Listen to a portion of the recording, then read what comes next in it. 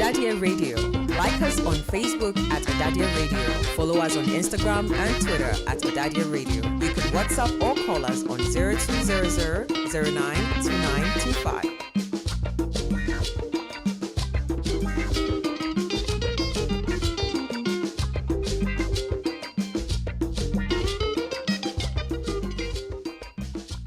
Hello, good afternoon out there, all of you who are listening to us on ỌDADEÄ Radio. Today is Thursday again, and we are happy to have you all around your machines and gadgets, and joining us this afternoon on ỌDADEÄ Radio. We are happy to see you again, and we are happy that you are alive and good wherever you are. We trust that you are in good health. We trust that you have received grace from above, and because of that, we are all gathered here to kick up with our program this afternoon. And I say welcome again to ỌDADEÄ Radio. This afternoon, our program is Education Standpoint, and we are happy to have in the studios ỌDADEÄ Dr. Gideon Sapo, who was with us in Kwanzaa House in the years of 1991 to 1993. And we are excited having him around, and he's going to talk about, discuss some few issues about raising effective learners. We look at our children today, and we discuss issues about our current educational systems. There have been so many changes within a short while, and well, some say it is good, others say it is not. Others say that, well, we are still progressive. Well, for us in ỌDADEÄ Radio, we look at the various issues concerned, and we want to let everybody share an idea or two so far as what we are doing is concerned.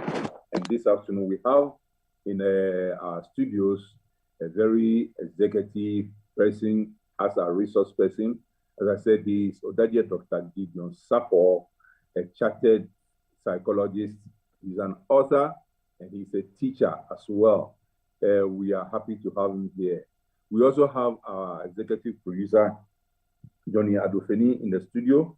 And then we also have our chief technician, that is Joseph Otu, who is also known as DJ Use, also having him around. Now, on the program, we are expecting that as you listen attentively, you also send us questions or give us your comments. And the following are links where you can get us straight from the studio.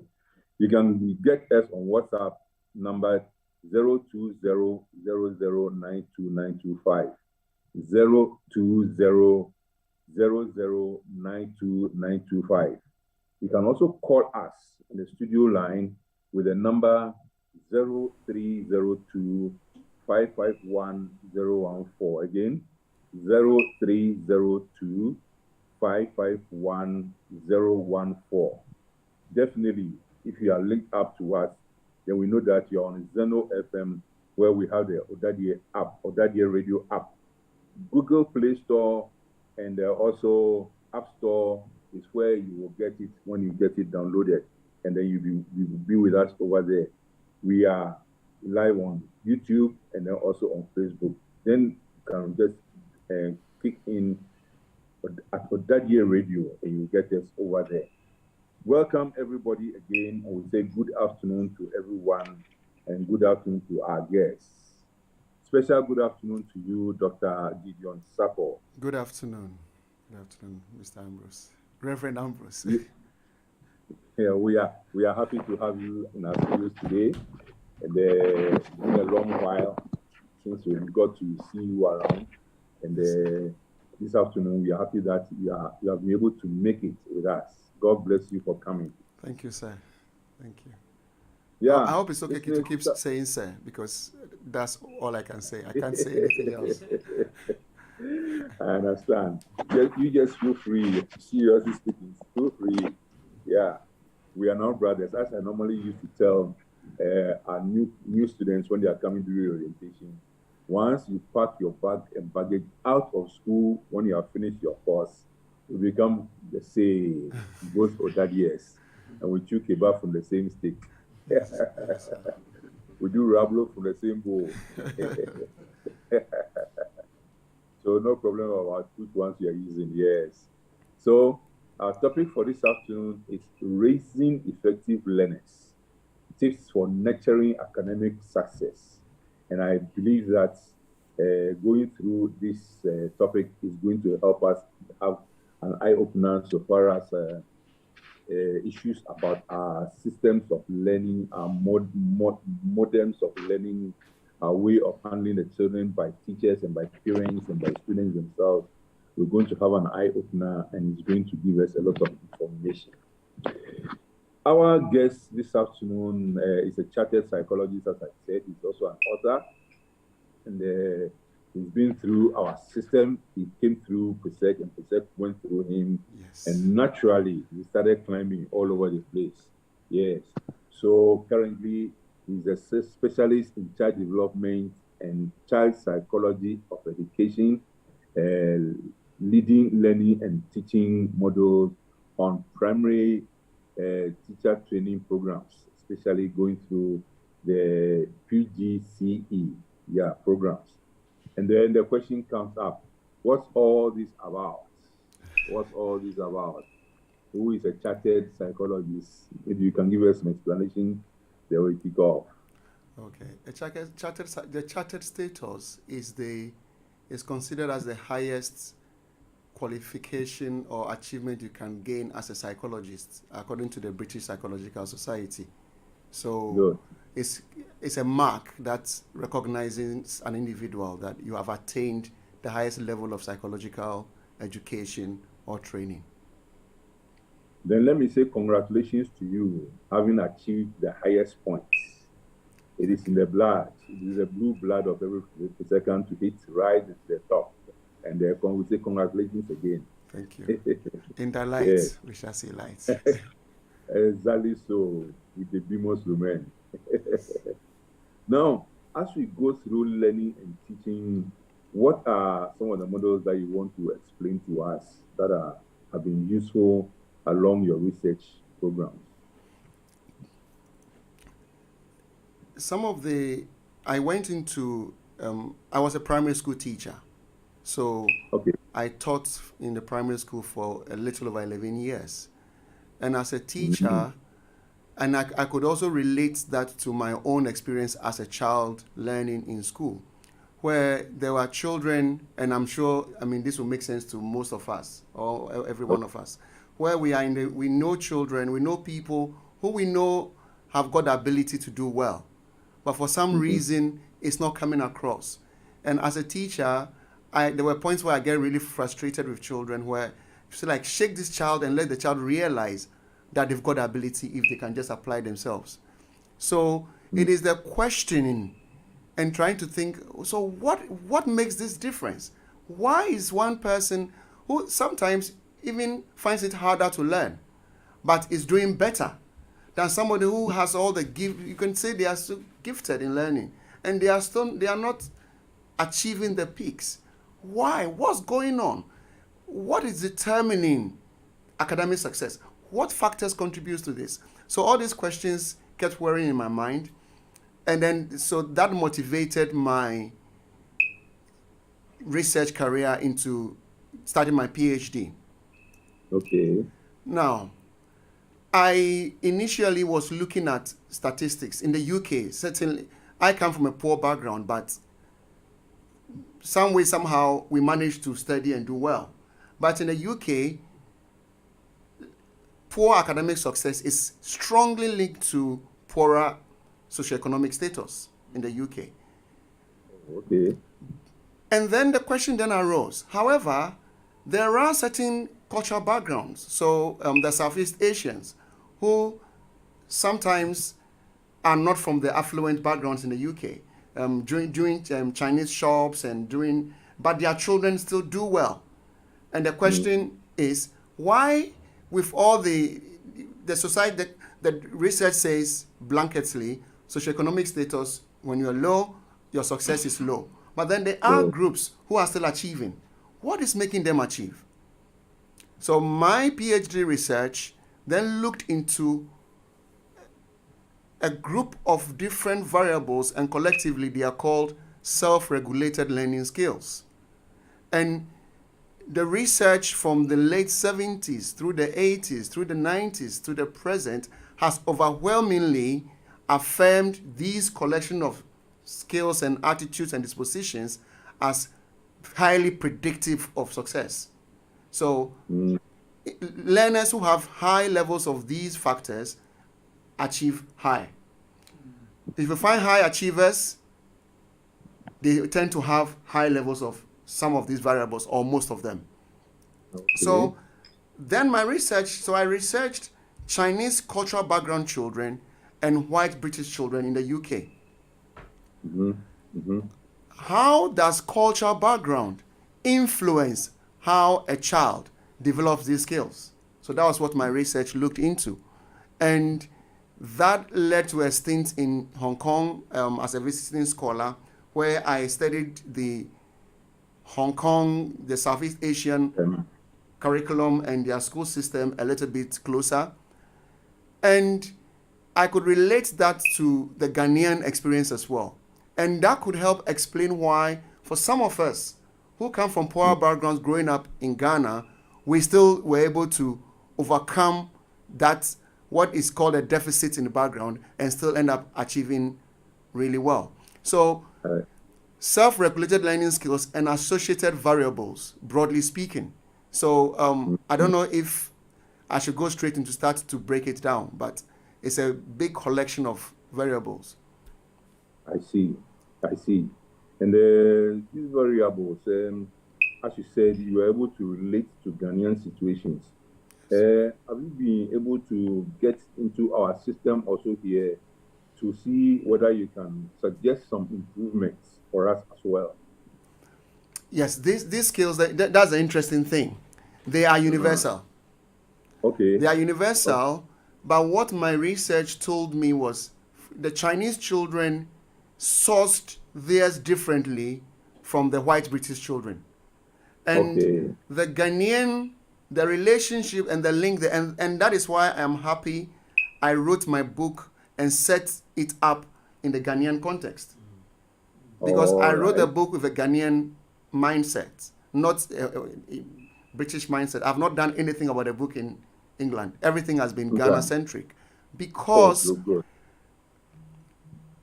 parents and teacher action has a lot to do with the outcomes. That's right. And the environment that is created has a lot to do with the Ghanaian. And I don't know if Presec. Yeah. I went to Okwas, and then I came to Presec. Now, I was going to ask you. Let's park the fact that Presec is highly selective. And Presec takes the entry requirement for Presec is higher than anywhere else. Okay, so let's park that. If we bracket that, I would still maintain that the average learner I met in Presec wasn't smarter than average learner I met in Okwas. So what makes the Presecan a highly achieving, high attaining student?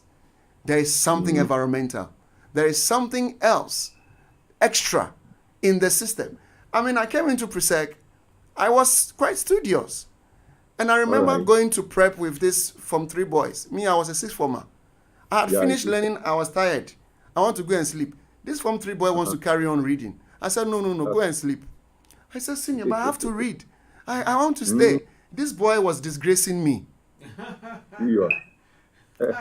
So there was something about the environment. So it's not just, so I always tell my children, talent is overrated. Talent is a myth. Being born clever is a myth. It's overrated. Because there are other things that are important that if the learner acquires them, they are predisposed to do well. And that's the Presec example I've given. Enter the space, enter the environment, and then something about the space. There's a culture. There is an environment that gives no option than to Pull up your weight. yes, pull your weight, than to go into prep and be disgraced by a Form 3 boy. So that the next time you prepare to spend longer, so that you don't leave the children there. Since farmers are supposed to learn for longer than a junior. Exactly. So there is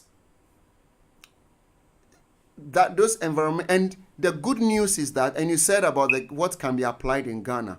The good news is that all these variables that we are talking about can be developed. It's not something that you are born with. Even if there is predisposition, there is an opportunity that with the right training, with the right modeling, it can be developed. It can. And teachers, parents can develop it. Can. Reverend, can I ask a question? Reverend, can I ask a question? Hello, Reverend. Okay, so my question to you is, you said you did your research with a Ghanaian mindset. Yes.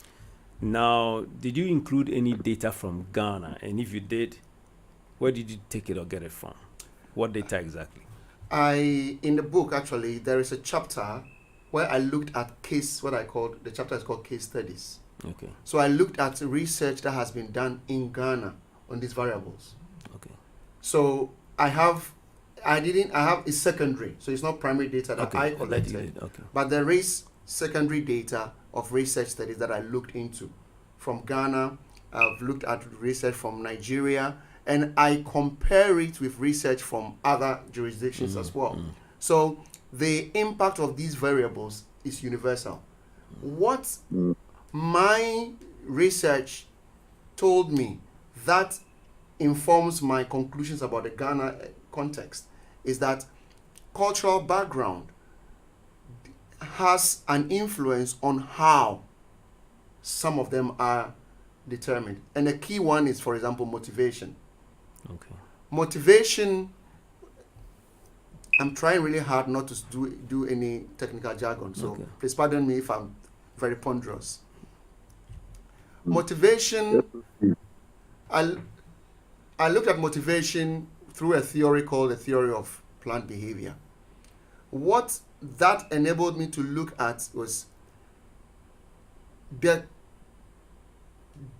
impact or the conflicting or differing influences of a personal attitude versus something that is drawn from the collective. Now, the Western white mindset is very individual. So their personal attitude determines whether they are motivated or not. You cannot tell one of those children, your uncle they don't care about anybody. So it is very, very, whether they've got it or not as an individual through their personal development or they haven't got it. For us, we have a lot that we draw on from family, from uncles, from aunties, and I'm sure listeners here, when you were growing up, I'm sure there are times when your report comes home and you don't want your uncle to come and see it. Or your uncle, you hear the car horn and you want to bring the report so that the uncle will see it. So for us, and it's a similar thing, it's similar but slightly different from, say, the Southeast Asian. For them, failure is what drives them. Fear of failure. Because for us, it is a subjective norm where we defer to the community, uncles. I mean, I still have teachers. My primary school teacher I'm still in touch with my primary school teachers, secondary school teachers. So all of that collective is kind of like a wind in sails that drives motivation, the motivational aspect of self-regulated learning skills. But there are other variables as well that need to be present. But the motivation is kind of like the activator, like the ignition that kicks them into action. Okay. Got I it. see. That's interesting. So, we also got to know that you delved so deep into education that you got this book written for us. Yes. Yeah, and the book is going to be very, it is very good. It is useful for teachers, for parents, for guardians, for carers and even students and teachers in training.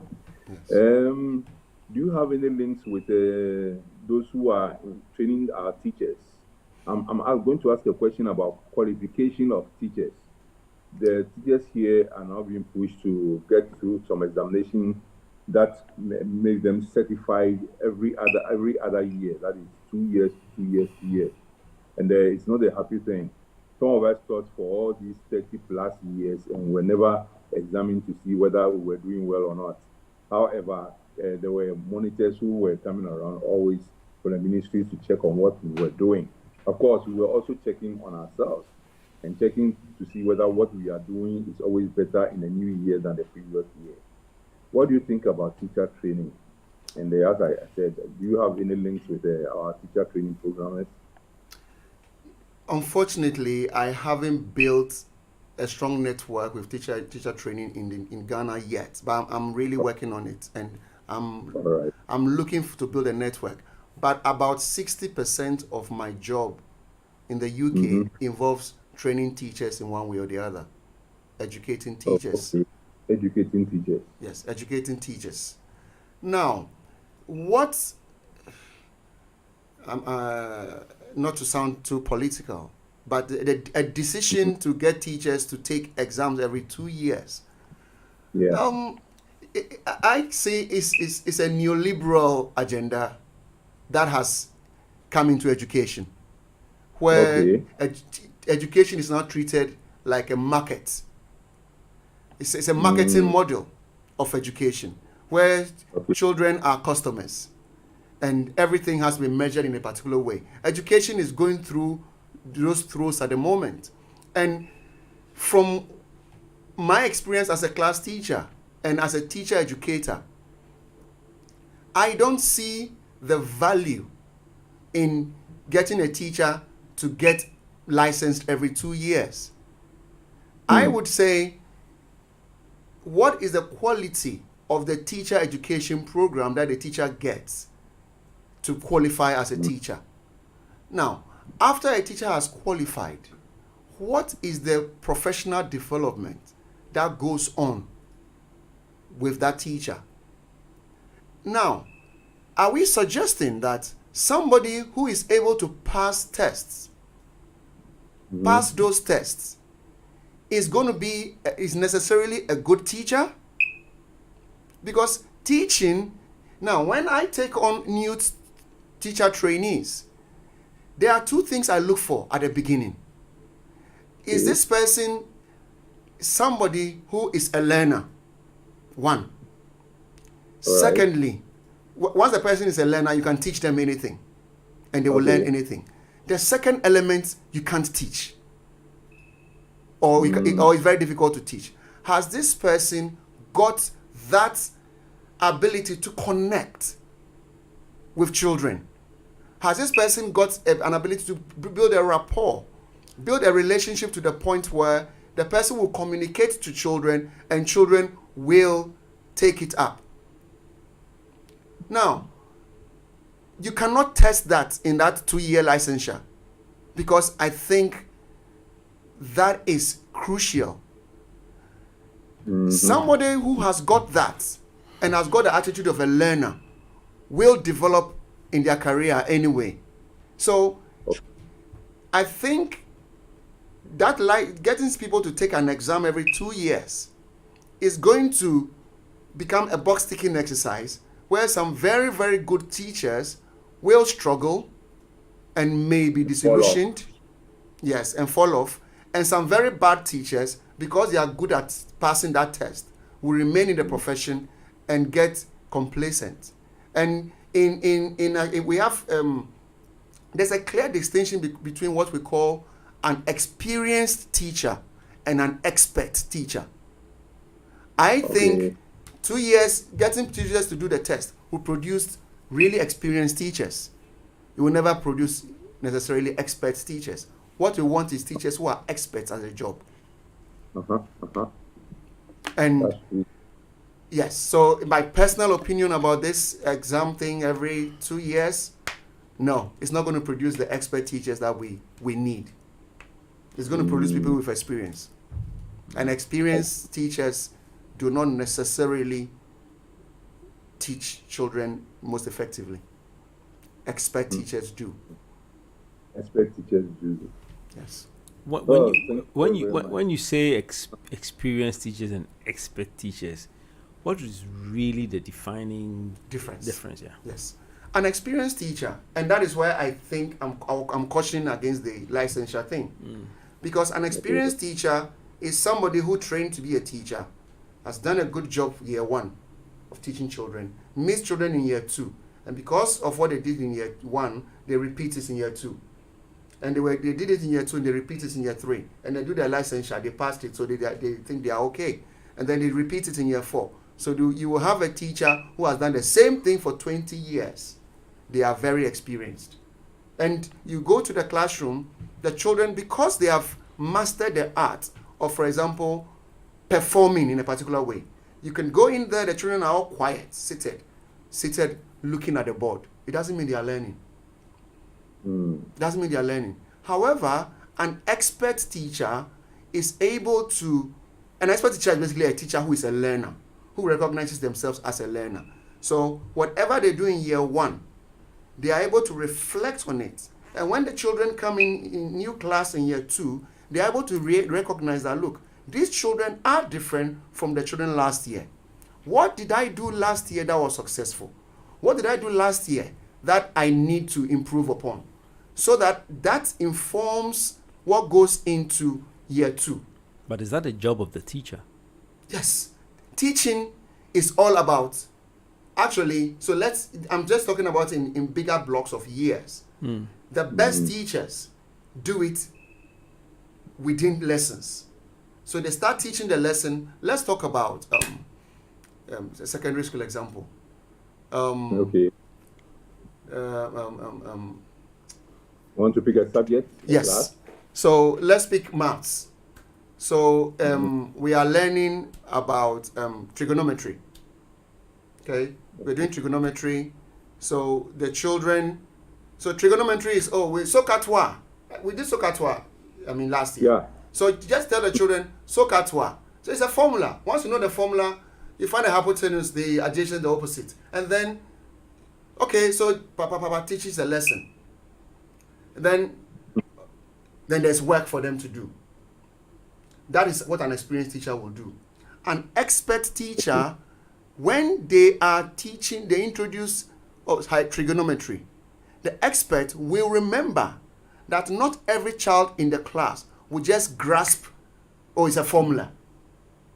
What is the opposite as opposed to the adjacent? Because it changes, depends on the angle.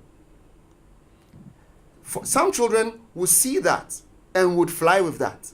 But not all children in a class of 30 or 40 will see that. The expert teacher is aware of that and is thinking, okay, how do I break it down to enable every child in this classroom to understand how to determine what is the adjacent from the opposite? Yeah, but what is the assessment to determine that? And is that the teacher's duty to do it? That is the whole job of teaching. A teacher, the difference between a teacher who has trained and somebody, and I use this example all the time. When I take on a new class and I ask them, who has a maths degree? And I'll have some students who have maths degrees, okay? Then I'll have some students who, A-level maths, hey, I got an A. I got a B. And I'll say, okay, so you know a lot more maths than I do. But I tell you that I know how to teach primary school children maths more than you do. Yeah. That is the difference between a teacher who has trained and somebody who has a qualification in the subject.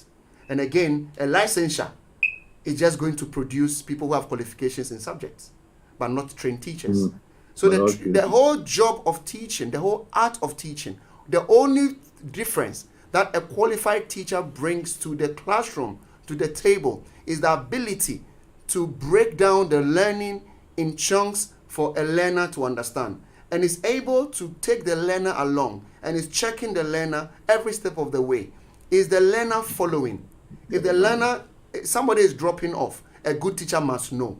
And a good teacher must be able to tell, oh, 1 or 2 or 3 children are not getting it. And the good teacher, the expert teacher, is able to do something about it during the lesson. Okay, I don't want to really belabor the point, but how then do you determine that expert teacher? If they're not going to find a way of checking, how do you determine who is the expert teacher and experienced teacher? Thank you for this question. It's a very good question. Okay. It's a very good question, because you are asking, how do we determine? So I am not against monitoring performance. I am not against performance monitoring. What I am against is performative monitoring, where it's a tick box, where I would want to go and watch a teacher. Next 2 weeks, I am in the state of Jersey, working for the Jersey government. And I'm going to spend a week in different schools watching teachers teach. And after the teachers have taught, we sit down and we have a conversation about the lesson we saw. And again, in the spirit of expertise, I don't go in there as an expert.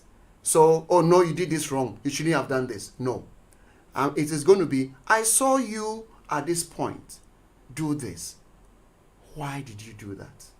And the teacher will, if a teacher can tell me why they are doing what they are doing in the classroom, then I will say this teacher is not developing expertise. But if a teacher is deliberate enough to be able to think, to say, oh yes, when I got to this point, this is where I wanted to go to. But I then realized that group and that group were struggling. So they were confusing, they were not consistent in understanding the adjacent and opposite. So I decided not to continue, but just do a 5-minute slot on how to tell what is the adjacent from the opposite. If a teacher being able to tell me that is the sign of a teacher being reflective. And a medical doctor in performing the surgery does not finish the surgery, sew the patient up, and then hope for the best. The surgeon is checking, okay, I've sewn these tubes together. Now let's check blood flow. Is blood flow restored? If it's not restored, the surgeon does something about it. If restored, then they move on to the next stage of the procedure. A pilot flying from Accra to Kumasi doesn't take off from Accra, goes and lands and checks, oh, that's Sunyani. Sorry, I need to get... No, the past pilot is checking. Am I on course for Kumasi? If by wind direction or some reason they realize they are too off course and they are going to get towards Ho, they change the direction and make sure they land in Kumasi. Teaching is the same thing. A teacher, during the teaching and between lessons, is evaluating what is going on. So I will call for monitoring that supports teachers. Monitoring should not be checking whether teachers have passed a test and whether so that they get certification or lose their jobs. No. Monitoring should be supportive. Where can this teacher develop? Where can this teacher strengthen? What are the teacher's strengths? What are their areas where they could do better? And that is what the whole purpose of monitoring should be. And have you noticed, or do we have this in our system? No. So do you prescribe anything in your book towards how we could, No, because this book is aimed at parents and teachers about how they can support the learner to teach better. Okay. What you are talking about is at a policy level. Okay. Don't let me derail the discussion. Reverend, please take over. It's really good questions. Okay, so but the reason why I asked though is, once the teachers do not have the ability to change course whilst they are teaching, then they are taking the kids in a direction where they will not end up in what you are suggesting. Yes. So that's why I ask if you have a prescription for, Yes. So what I try to do in the book, and remember I've said this, some are policy issues, some are just What I've said, some of the stuff I've done in my book is for each of the things I talk about, I then have a section where I say what a parent or carer could do. So again, a teacher could read the ideas, how they work, why they are important, and then say, so how do I do this? There's a section, what a parent and a carer could do. Okay. So can you take us through some of that? Okay, so let's look at self-efficacy. Excuse me. Self-efficacy is the learner's it's a self-belief that they've got what it takes to be successful in the task. So let's say it's a maths, we're starting the topic on fractions. The learner having that belief that I'm going to go into this maths lesson and I have what it takes to understand this for this week. I'll be successful. As opposed to somebody who is coming in and say, it's fractions. Oh, I don't get fractions. I'm not going to get it. I won't be able to do it. And the creator of this concept, Bandura, says the state of this belief determines one of three things, or all three. One, whether the learner is like a car, whether they will even turn on the ignition at all. So they are in the classroom, you are teaching, whether they are even going to bother listening at all. So whether they are going to initiate contact with the learning. That's one. Two, whether, and schools are places where it's compulsion. You have to sit down and be quiet. You have to do some work. If you don't do it, there are sanctions. So in classroom context, one is manifested in a different way because the child cannot refuse to start work. So the second point comes in, the level of effort the learner puts in. And when that is weak, this is not in the book because it might be in a second book, there are a whole lot of maladaptive behaviors that could arise when it's weak. Okay. And we would, relate to so many of them because we've seen them. So whether they would apply a lot of effort or whether they would just do enough to get by. And then the third thing that Bandura talks about is, in learning, there has to be challenge. You have to hit an obstacle and overcome it in learning. That's how the brain learns. And Bandura says if self-efficacy is weak, even when the learner has started, even when the learner is putting in a little bit of effort, immediately they hit some obstacle in the learning, they quit and they stop. So that is very, very important for learning. And the good thing about what I'm talking about in the book is, yes, I applied it to learning, but it applies to most other endeavors in life anyway. Okay. Now, so then the question is, how does a child develop this thing after spoken about, self-efficacy? Bandura talks about 4 sources. Okay, one source is received self-efficacy, where somebody the child respects, somebody the child thinks is important in their life, gives them that self-efficacy, tells them, lets them know that they can be something, let them know that they can be successful at it, let them know that they've got something about them positive.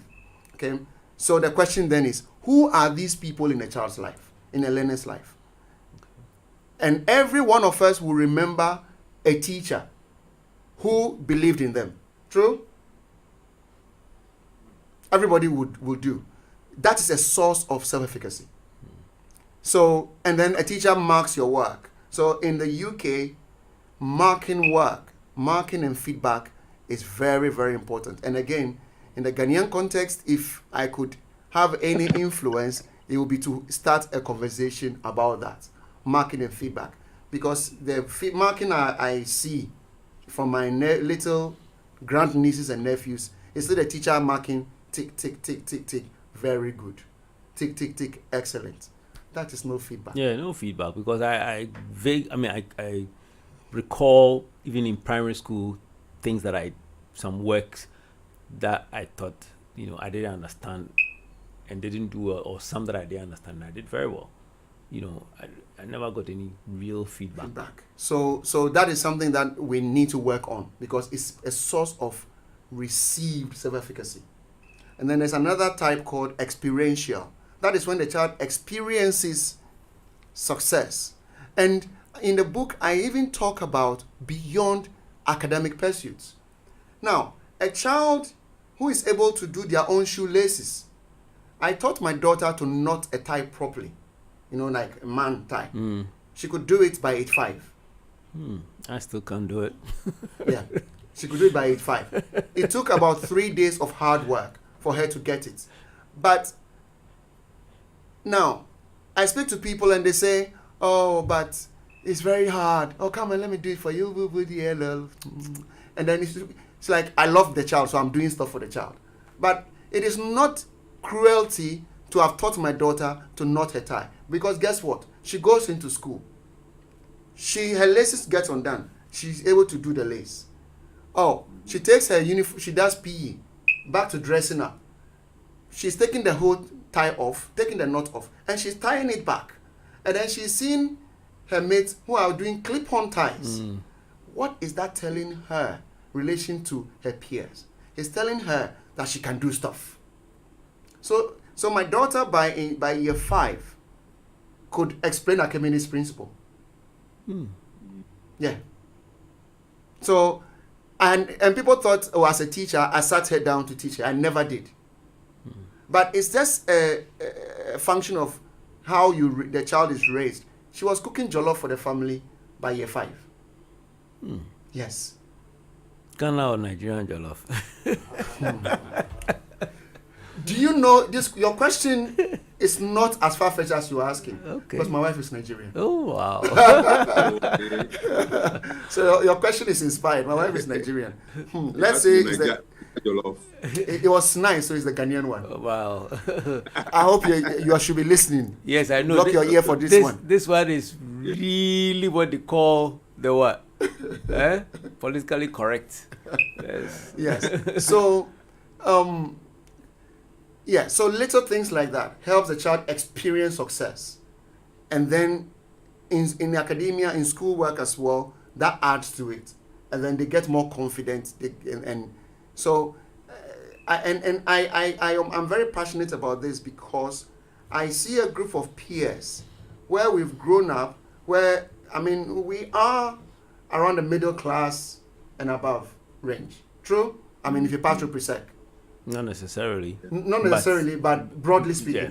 Broadly speaking. So, peers have house helps, you get what I mean? Yeah.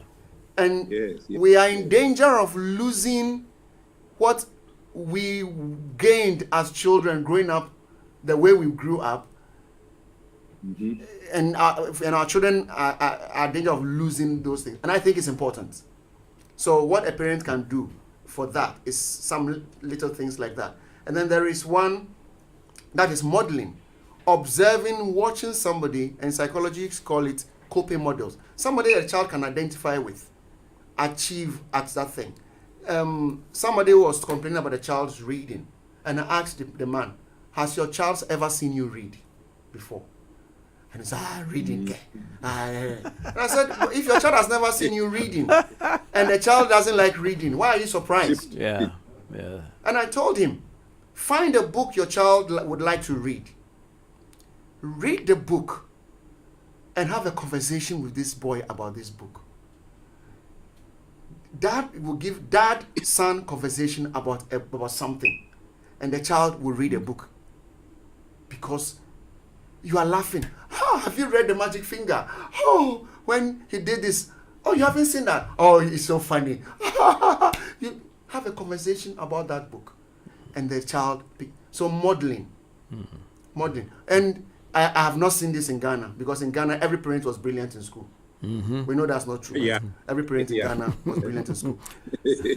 Joseph, are you paying attention? But in UK, I have had a mom look at me and say, Mr. Sapo, I am thick. My son is thick. Why is he getting in trouble for not doing his homework? Okay. I'm thick. I am thick. And the child was there. And he is thick. You are calling yourself dumb. And you are telling the child he's dumb. Right in front of the child. Right into school reception. So I had to say, please don't say that. Please don't say that. But it's true, Mr. Sabo. But it's true. I said, don't say that. Modeling. So in our context, we don't have it to that extent. But what we model matters. And then the fourth one is physiological. Now, we all have some butterflies. For example, it's a test. We will have some butterflies in our tummy. Now, we will see a child, for example, in the morning, say, Dad or Mom, my belly aches, or I don't want to go to school. Having a conversation with the child, getting close, you might find that maybe there is something that will be happening in school, and the child is not feeling confident because they are feeling this anxiety. And it's a source of efficacy. So the child is feeling, because the way I'm feeling, I'm not going to do well. And sometimes it is being close enough to the child to help a child process what they are going through. Say, do you feel, you have a test today. Do you feel some? Oh, yeah, you do. Oh, okay. It means your body is getting ready to perform, to do well. And having that conversation with the child and letting the child know that is not a negative thing. It's not a bad thing. That is why when you are scared, snake, you can jump high because your body has an ability to channel these things for exploit. So if you are feeling this, okay, so let me give you an example. When even here in Presec, okay, I didn't do well in French, and I know most of the class didn't do well in French because this teacher was very strict, so a lot of us just hated French. And always these teachers, because they run through the years. Okay. So French was not something that most people liked. Yes. And we're always afraid.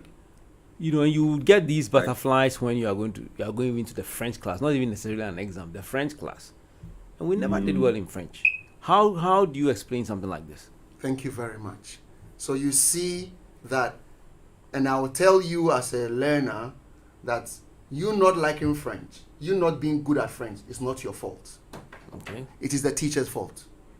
Okay. And I can say that because I'm a teacher. It is the teacher's fault. The teacher, maybe the very first day you had a French lesson, the teacher treated you in a particular way, and then you had some feeling. The next day you are going to the French lesson, the feeling comes back. You associate that feeling with that experience. So you learn it. You learn that this feeling is, I am not good at this. I don't like this. And it's a negative emotion. As opposed to if the teacher was able to build that relationship with you as a learner positively. I mean, Mr. Asamoah, Reverend Asamoah, but I remember Mr. Asamoah. A lot of my mates who he taught and whom I met in sixth form talk about Mr. Asamoah in a way that I'm not going to say the nickname somebody said because I'm not sure, but it's an endearing one. Feel free. So when I said, Mr. Asamoah is going to host the show, I'm Rosie, our teddy bear, this cuddling feeling, teddy bear cuddle, they love him. So if Mr. Asamoah is teaching, because you love the man, you will sit down and you will learn from him. Your French teacher failed in that regard. Okay, so let me just reverse this a little bit. And I've spoken to quite a number of people who French teachers generally in Ghana are poor. Because a lot of people who came from, apart from Datus that I know was a school that was good in French, almost all the other schools that came, people just didn't like French. And I think that you can speak and look at it from the whole Ghanaian context that we didn't learn French because our teachers were bad. Do you know what? My French teacher in Okwas was a similar experience. Wow, there you go. I remember the insult, this woman insulted one of my mates.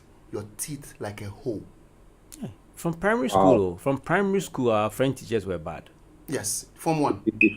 This is what the teacher, there's somebody whose nickname is Are We There? It's Are We There?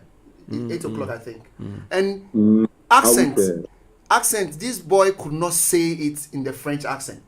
So, all right. Te, and this boy could not say the sound. Maybe there's dyslexia, maybe there's a speech impediment, we don't know. Yeah. But problem. because this boy could not say the right sound, it was weeding. And this boy was weeding and he was crying. So when people were passing by, are we there? Are we there? You are weeding there. You are weeding there. And it became his nickname. Wow. So what I'm saying is the environment we create, which includes the teachers, Very important. parents, matters. So then that debunks the issue. It takes away the issue of whether you were smart to be good at French or not, because you had no chance to even. So talent, whether you had French talent or not, is overrated. It's immaterial, because there was no environment for you to enjoy and thrive in learning French. So in this situation where we are talking about this example, in fact, every student who came from Datus spoke and did well in French. Because they had a good French teacher. So the possibility that they might have had a very good French teaching team in that school. I came from a school where we just didn't like our primary school French teacher, and then unfortunately when we came to Presec, our teacher was also terrible. I mean, I don't know whether any feedback has been given to that teacher, but nobody liked his French class. It's true. Oh, to this point where when this woman had a baby, people wanted to go and see the baby to see whether the baby was beautiful or not, because it was very insulting to most of the students. Yes, so people wanted to go and see so that we'll see whether your baby is not nice. Yes. Okay, Ambrose. Reverend Ambrose, let me leave you to continue with your interview, because I think I've just disrupted you too much. Please go ahead. No, it's not insulting. It's the same vein anyway. Yeah. We are looking at the problems also that we have. We've had a lot of problems also from teachers that have hindered the progress of children. And I don't know if you can tell us more. We've been talking about French, and we've been talking about a few other areas. Can you add more to it so that our listening parents can also sit up wherever they are?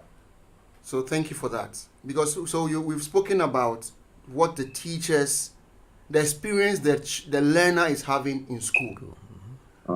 Now, where our parents are aware that we're having these experiences, where our parents are aware that our primary school. So what I'm saying is, parents need to be alert to some of these things. How would the parent have reacted if the parent had known that the teacher called the son, insulted the son that his teeth was like a hole? How would the parent have reacted if she insulted one of the girls that her legs are like cassava sticks? How would a parent? But our parents are alert to this side of life of children. So when the child comes home from school, our parents dedicating enough time to just have that conversation with the child. How was your day?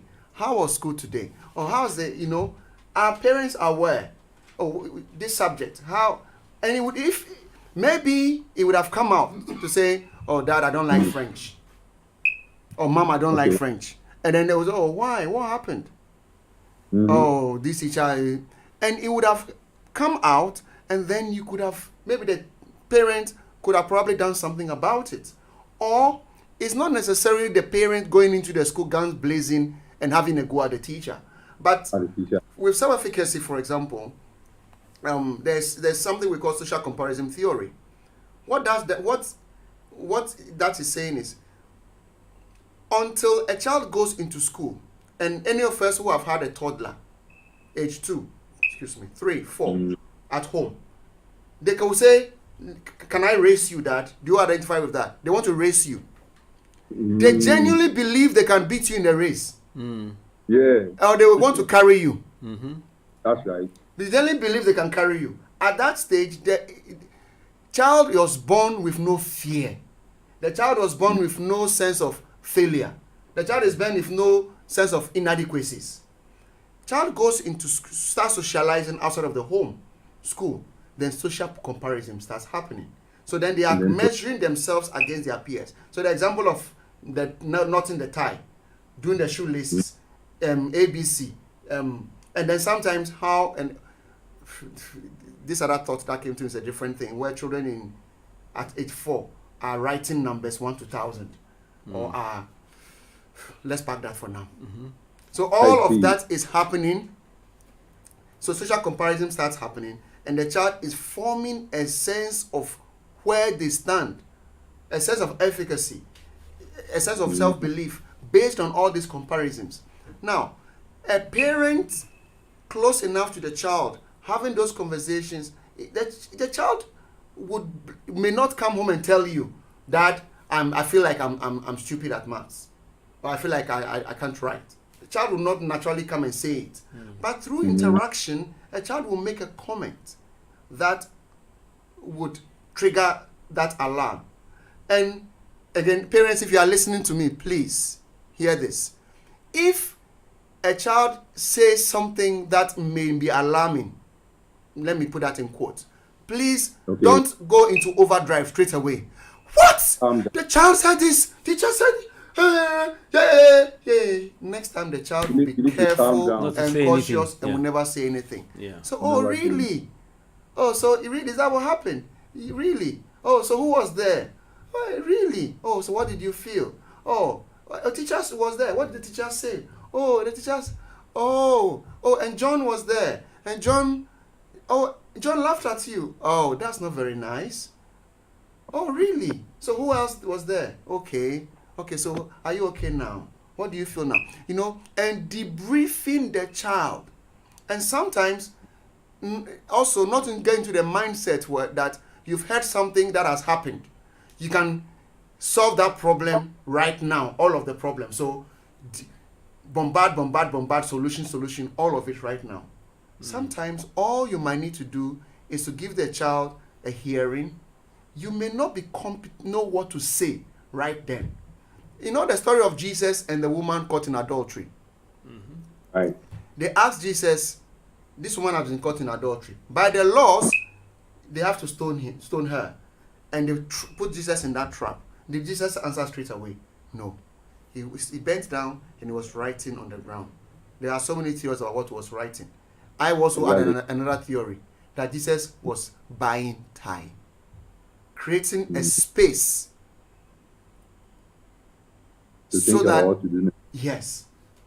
So let's all learn this thing, not to always get into solution mode straight away and jump into overdrive whenever we hear. Sometimes calm the situation down, let the child know the child has been listened to, let the child know if they have done the right thing by mentioning it to you, let the child know that you still love them and you still care about them even in spite of that, and let them know, and then it might be to go gather your thoughts, do some research, get more information, and then find a way of addressing that situation in a better way. Okay? So it's really, really important. So the French example, really, really important. Let's be close to our children as parents. Because our teachers, when I spoke about modeling as the vicarious learning of self-efficacy, teachers are one of the most significant people in a child's life. In a day, the number of hours the child spends with the teacher is more than parents. In the school term, Monday to Friday. Add Saturday, Sunday, maybe balances out, and holidays. But Monday to Friday. So it's significant. And then parents will bear me out, where you, the parent, you probably have a PhD in, say, maths or English or Greek science or whatever, physics. And the teacher has told your child something. Primary school, the teacher probably have only O-level in the subject or WASI. And the teacher has said something to the child. And you are trying to explain to the child the same concept. The child will tell you, no. That's not how my teacher said it. It's happened to me. And I was so vexed, and I said, look, do you know my job? I could come into your school and school from your head teacher down to your cleaner. Do you know? It was my son. He looked at me and said, yes, but my teacher didn't say it that way. Basically, I don't care what you do yeah. and what you are and all that. What I am telling you is that my teacher has said A. You cannot tell me B. You can't change it. You can't change it. So teachers are really, really influential in a child's life. That's true. Parents need to sometimes even build a relationship with the teachers as well. I am not talking about the trend that I heard about buying competition to buy gifts for the teachers. No, that is unethical. Okay, that's unethical. But I'm talking about the situation where the teacher and the parent are recognizing each other as partners, working together for the best interest of that child. I remember in my classroom, primary school classroom teacher, this was class 5, where there was a boy who never did his homework. So I think I punished him because he missed playtime. After school, mom came and the mother was really, really angry. And I was very calm. And I said to the mom, I'm sorry. You are the mother. Can you, if you instruct me now, I will never bother your son again. You are the mother, so please just tell me what you want from me. I will not bother him again. So just because this is what has been happening. He's not been doing homework. Give him so many warnings. Still hasn't changed, so I punished him. If you are not happy, please, I apologize, and let's agree now. I will leave your son alone. And then she was like, no, that's not what I mean. So can you please tell me, what do you mean? So we went around in circles, and we agreed that if the child doesn't do the homework, I'll punish him. You know, that partnership is important. So parents and how we treat teachers, even when a teacher is wrong, then that's why I mentioned about not going in guns blazing. And, hey, you said this to my child. No, please, let's always think of a positive partnership. Positive partnership. A teacher may make a mistake. Okay? A teacher may make a mistake. I have hit a child with a hockey stick before. Wow. Yes. That's wild. Yes. Turn around, whack. Sorry. I take over. I went straight to the head teacher to report myself. But it wasn't malicious. It was an accident. Mom comes, ring mom, head teacher speaks to mom. I get called, explain it. It's a partnership. So even the French teacher may get things wrong, so long as it's addressed the right way. So that partnership.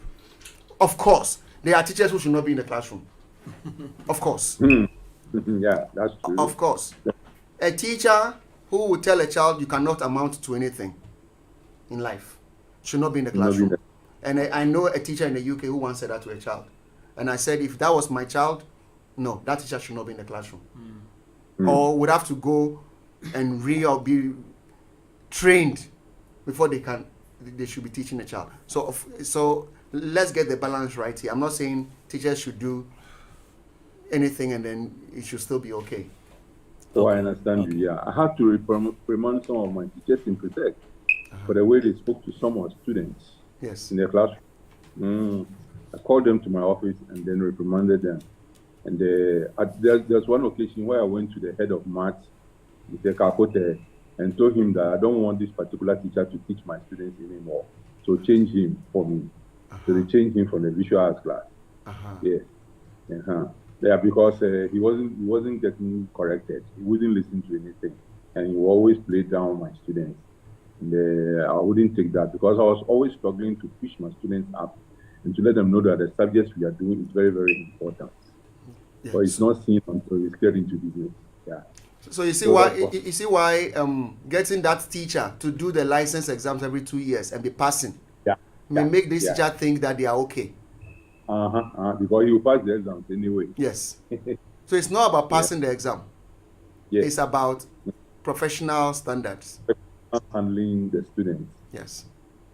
Yeah. Okay, Reverend, if I can ask a question before I would have to exit. Okay. Yes. I'm interested in how, to get children interested in reading and how reading is really fundamental in learning, or successful, learning, if you can address that at some point. Yes. Thank you for that question, because there's a section in the book on reading. Okay. And Okay. the concept of reading for pleasure, not reading to tick a box, but where a child would choose. There's TV, there's a game, there is play outside. We just choose to pick a book and read. If a child does that, that's a gold standard. It's reading for pleasure. Now, the research evidence is that even in the UK, where socioeconomic status has a strong link with how attainment level is, reading for pleasure, a child who does reading for pleasure is able to overcome that. Reading for pleasure is one of the strongest predictors of academic success. So your question is very apt. So how does a child develop that? Now, I've already spoken about the modeling part, okay, Yeah. and the environment. Now, there is also research that talks about the number of books available at home being related to reading habits of children as they grow up. So, Okay. if there are books around for the child to read, there's a greater chance they will like reading than if there are no books around. So that's one. Now, then it comes down to as well. Every child has something that they would love to engage with. Every child. So the child growing up, what kind of texts is the child given opportunity to engage with? And is it for, you see, children are in a spectrum, okay? There are children who will latch onto anything and they will read it as a matter of course. There are children who will reject what you give them. So is there scope for a child to go into a library and have the choice of a range of texts and choose something that they would like? Is there provision for that? As a society, as a Ghanaian society, do we value that enough for us to invest in that? When I was growing up, the only library I knew was the Children's Library in Accra. And I would go from Kotobabi to Accra just so I can read Tintin. Now, so availability of books, availability of a range of books, so that a child can latch onto something they are interested in. It doesn't matter what. Even if I've had children who don't want to read storybooks, they want to read a football, those boys particularly. They want to read football annuals. Give it to them, let them read. Because I mean, I've worked in a school where they are saying, no, that's not the book, they shouldn't read. They should read storybooks only. No, let them start from somewhere. Let them pick that thing up. So long as it's a book, comics, let them start reading it from somewhere. And then introduce them to other texts. And hopefully they'll grow on from there. Now, the example I gave, and this is a friend whose son doesn't do reading and was complaining, and I asked if the child has seen him read before. My point is, with the suggestion I gave, as their father, boys really look up to their fathers. So find a book that the child is around the child's age. And a child in, say, from year 3, class 3, class 4, thereabouts, Roald Dahl, they can access a Roald Dahl book. Roald Dahl writes through the eyes of a child. So it's very, very funny and humorous. So just introduce Fantastic Mr. Fox or the Twits to the child. As a dad, read the book too. And then just ask, who? Have you read the Twits? No? Oh, it's so funny. I read it. I'll tell you the one of the funniest moments. When Mrs. Tweets put worms in the spaghetti to punish Mr. Tweets. Wow. And he rolled the spaghetti and then he put the fork in the worms. And it's squishy. And it tastes different. Oh, it's so funny. And then what do you think the man, Mr. Tweet, did to punish the worm back? So having that conversation. So the child would just get a child, don't let them start from the beginning. Show the child that section where that spaghetti, where punishment is happening. And then talk about the next thing. And encourage the child to read that. And build it in slowly. And sometimes, as parents as well, we just want to solve all the world's problems in one day. Sometimes, and in most times, playing the longer game works best. So it might be a page today. It might be one paragraph. I mean, there was I used to do a lot of private tutoring in those days. And I actually, at a point, realized that the mother was toxic to the boys reading. It was toxic. So I just said, please don't read with him again. Leave the reading to me. So we started building his reading that way. And it got to a stage where we picked the book. He reads he was supposed to read a page. Then I'll read a page. But he'll read a paragraph and I'll see that his face is changing. I'll say, okay, do you want me to continue? Yes. And I'll continue his part. Then I will do my part. Turn the page. It's your turn now. Okay? And we built it that way. And I told mom, stay away. Because it was toxic. Slowly, the boy starts reading. And then I I told mom, can you see that he's reading? But go and pick a book and read. If it's toxic, it's not constructive, leave it. Not constructive.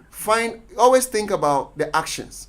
If it's constructive, go ahead. If it's not constructive, don't go ahead. The children today are very different from us. How we're raised. Exactly. I mean, your children are always going to ask you, why daddy, why mommy? Your grandchildren will ask you, why daddy, why mommy? True? Explain everything. Yes. In our day, they say jump. And you say, where should I stand to jump? You say jump, you say why? Just jump. Generational shift. So let's be patient with them. Play the longer game.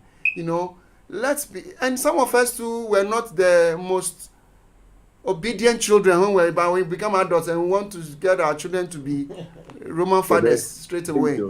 Yes. So slowly but surely. Yeah. So there are a lot of different things, but it's not just one thing, one approach. Okay. It's not just one approach. Yeah. That's interesting. Well, listeners, wherever you are, thank you for joining us on ỌDADEƐ Radio in the program Education Standpoint. We want to take a break, and when we come back, we'll delve more into other areas and see more in the book that our resource person has written down for us to enhance the learning capabilities of our children. So when we come back, until we come back, we say, don't go away, just take a break, and then we'll come back soon. Thank you very much.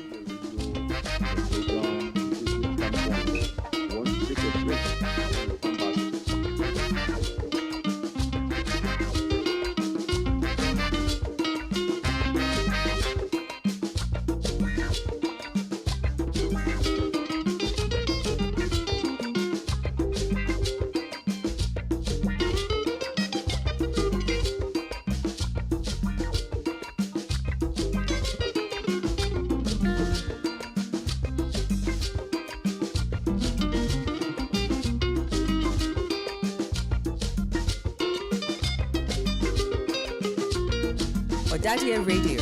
Like us on Facebook at ỌDADEƐ Radio. Follow us on Instagram and Twitter at ỌDADEƐ Radio. You can WhatsApp or call us on 0200 092925.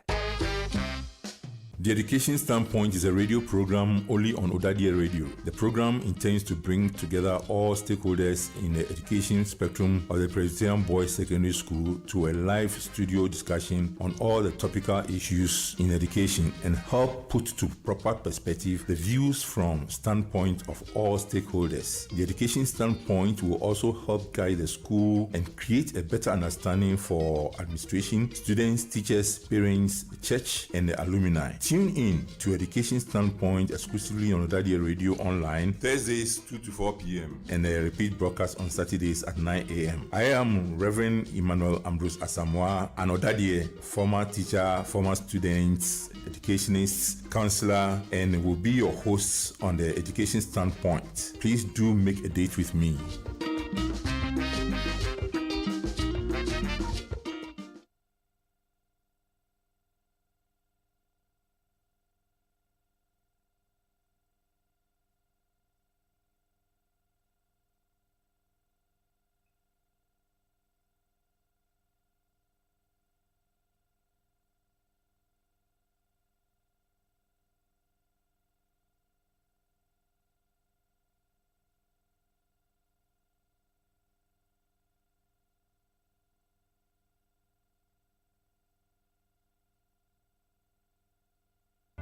Did you know that 90% of people with autoimmune diseases will be misdiagnosed or spend years before a diagnosis is made? Precious time that could lead to organ damage. Autoimmune diseases occur when the immune system starts to attack healthy organs and cells in the body till they are destroyed. These conditions are more severe and are increasingly seen in people of African ancestry. The Rheumatology Initiative, TRI, is an NGO leading with education, advocacy, and research in autoimmune diseases. TRI ensures patients have the right peer support with a support group of over 200 people diagnosed with autoimmune conditions. The Rheumatology Initiative provides emergency medication for needy patients and teaches them life skills to ensure some financial stability. TRI reaches patients, health practitioners, and the general public through various educational interventions to enable prompt diagnosis and treatment for improved outcomes. How can you support our work at the Rheumatology Initiative? Please donate to our MTN Momo 024-192-9775. Account name is the Rheumatology Initiative. To volunteer, please send an email to volunteer@tryghana.org. That's TRIGhana.org. Visit our website tryghana.org to reach us, and on social media look for our handles at TryGhana. Say no to single-use plastic bags. They are destroying our environment, water bodies, contribute to most of the rubbish in open spaces and gutters, contributing to floods. Fish and livestock are ingesting plastics, which poses danger to our health. Plastics take ages to decompose and are harmful to the environment. Be responsible. Join eco-conscious citizens in supporting International Plastic Bag Free Day and say no to plastic bags. Use a basket, jute bag, or other biodegradable bags on 3rd July and every other day.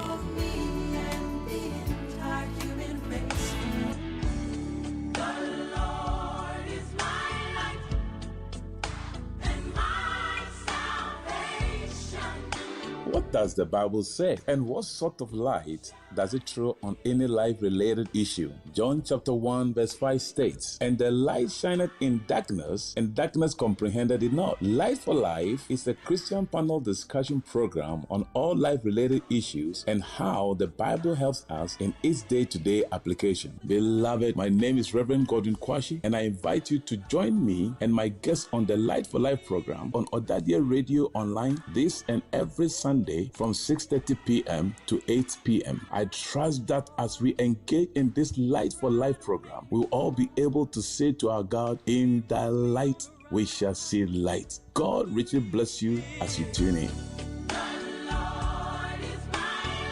I don't know what I would do without him. ỌDADEƐ Radio. Like us on Facebook at ỌDADEƐ Radio. Follow us on Instagram and Twitter at ỌDADEƐ Radio. You can WhatsApp or call us on 0200-092925.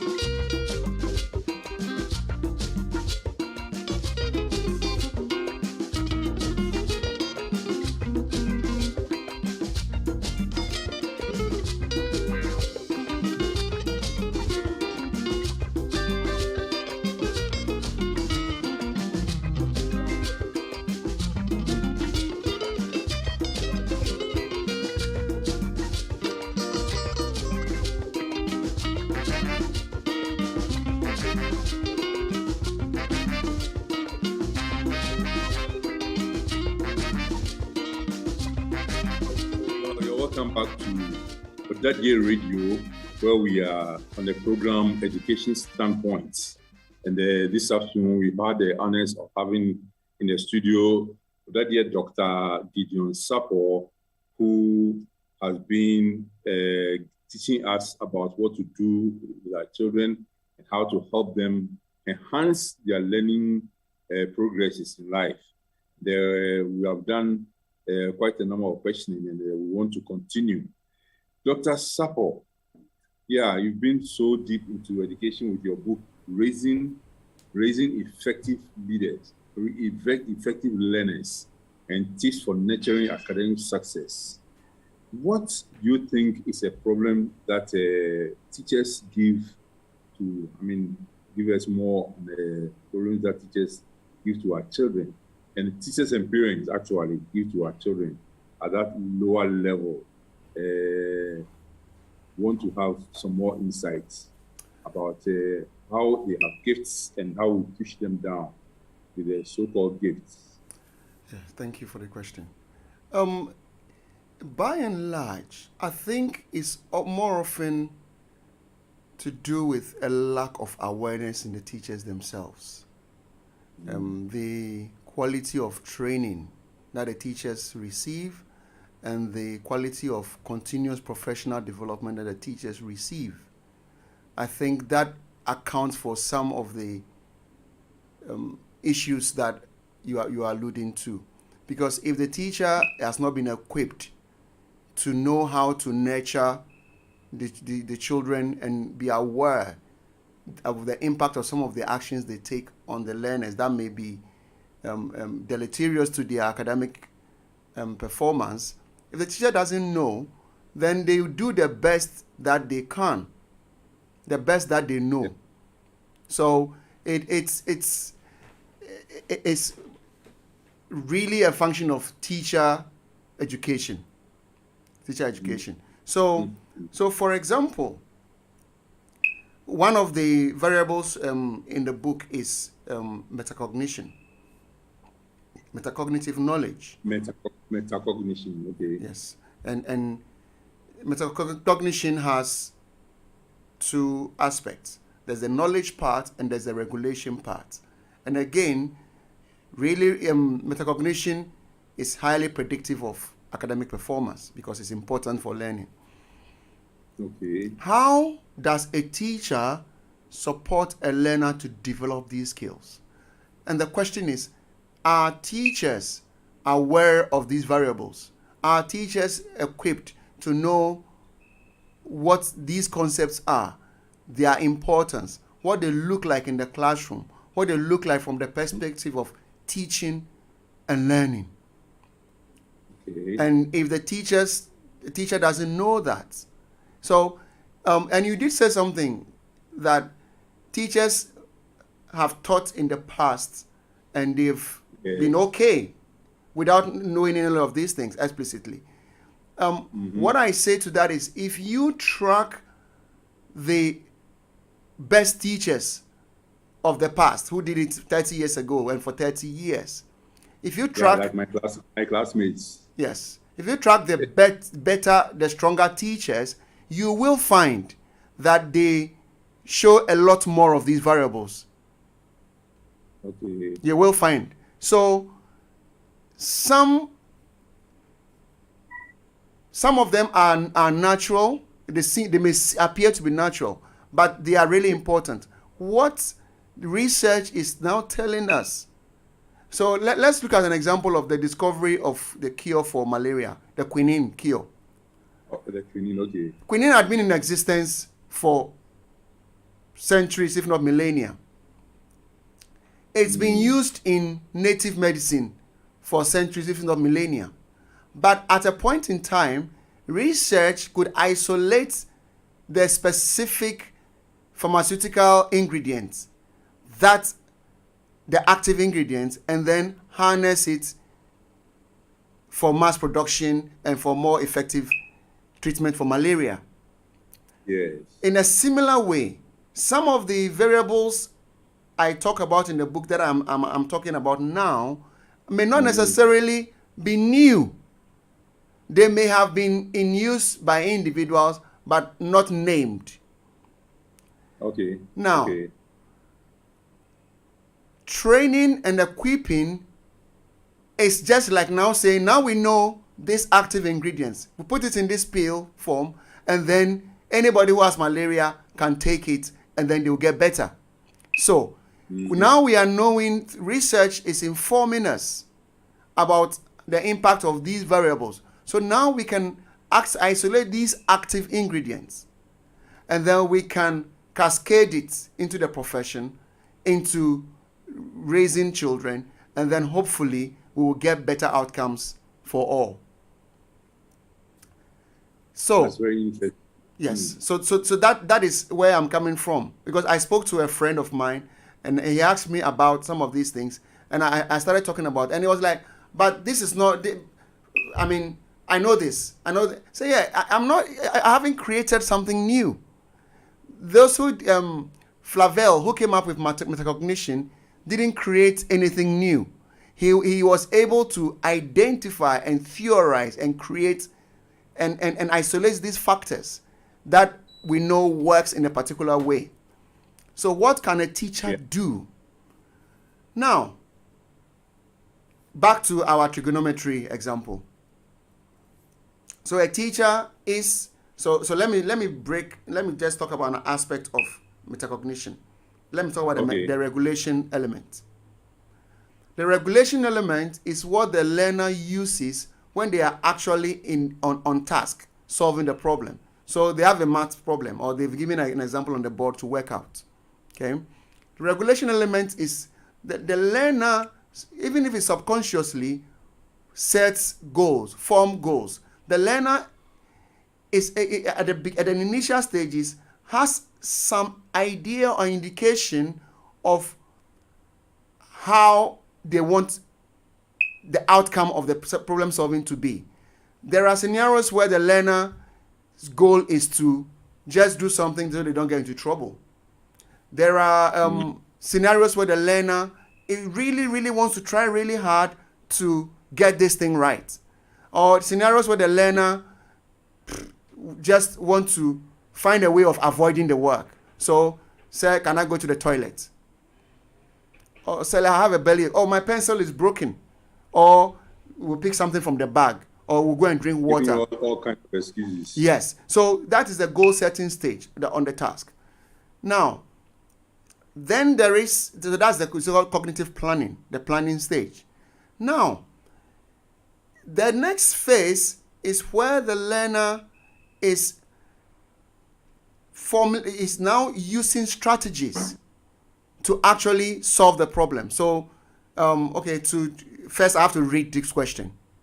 I have to read it. I have to identify, I've read this question. I need to now draw the right angle triangle and find the angle. Oh, note the hypotenuse, right? H on the hypotenuse. So kind of a strategy. Now, and then they start doing the work. When the learner is now doing the work and they are now working it out, there is the next thing called monitoring.